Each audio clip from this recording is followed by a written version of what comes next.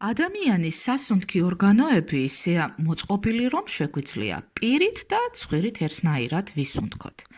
მაგრამ თუ ცხვირით სუნთქვა ჯანმრთელობის მანიშნებელია, ზოგიერთის ცუდი ჩვევა პირით სუნთქვა ხშირად ორგანიზმის დასუსტებისა და არაერთი დაავადების წარმოშობის მიზეზი ხდება.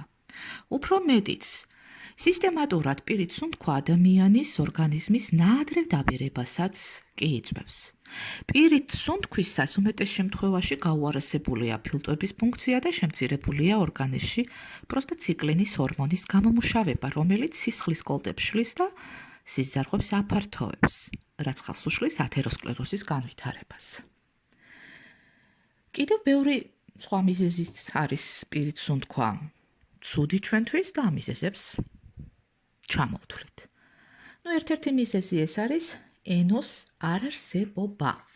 ენო ეს არის აზოტის ოქსიდი, ის წარმოადგენს აირს, ანუ გაზს და ახდენს ორგანიზმში სისხლძარღვების გაფართოებას. იგი ასევე მოქმედებს სინუსებში, ეს არის ცხვირის დანამატი ხროები, გვეხმარება ფილტვებში მეტი რაოდენობით ჟანგბადის შეთვისებაში, სისხლძარღვების გაფართოებით. ასე რომ პირით სუნთქვის დროს თქვენ 10-დან 20% ნაკლებ ჟანგბადს ითვისებთ. შედეგად კომპენსაცია ხდება ჩქარით და ზედაპირული სუნთქვით, ანუ ჰიპერვენტილაციით. ეს თავის მხრივ იწვევს ნახშირორ ჟანგის დონის შემცირებას, ასევე სისხლში pH-ის დონის მომატებას და ორგანიზმის ქსოვილებში ჟანგბადის მიწოდების შეწყვეტას. შემდგომი მიზეზი ეს არის კბილების არასწორი დგომა. პირით სუნთქვა ხელს უშლის სახის ნორმალურ განვითარებას. ყბების ნორმალური განვითარების დარღვევა იწვევს კბილების დგომის ანომალიას და ზედასასუნთქი გზების შევიწროებას.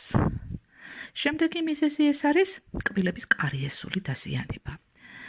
პირის ხროს სიმშრალე, რომელიც გამოწვეულია პირით სუნთქვით, შეუძლია მთელი რიგი იდეალური პირობების შექმნას.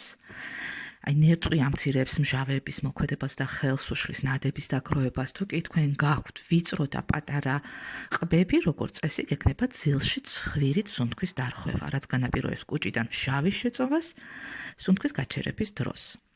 კუჭი შეიცავს არა მარტო მჟავას, არამედ ნაღველს, ბაქტერიებს და საჭმლის ოვნელებელ ფერმენტებს. დამტკიცებულია, რომ ეს ნივთიერებები აღწევენ ფილტვებამდე და ყურებამდეც კი. პირით სუნთქვამ შესაძლოა გამოიწვიოს ცხვირის ძგიდის გამრუდება. ვიწრო და მაღალი თაღოვანი ზედაყბის რკალი აწვება ცხვირის ხროს და შეუძლია გამოიწვიოს ცხვირის ძგიდის გამრუდება ერთი ან მეორე მხარეს. ასევე პირით სუნთქვა იწვევს ენის კოლაპსს. არ დაფიქრებულ ხართ, რატომ გიჭირთ სუნთქვა? სტომატოლოგის ავარძელში მწოლი არის დიდზე გაღებული პირით.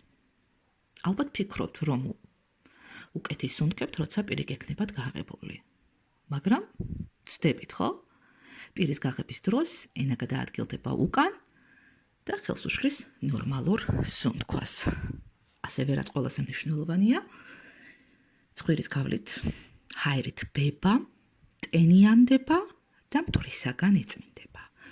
პირით სუნთქვის შემთხვევაში კი ცივ და მშრალ ჰაერთან ერთად პირდაპირ ფილტვებში ხვდება მთელი რიგი მავნე ნივთიერებები, რაც ხშირად ანთებით პროცესებს იწვევს.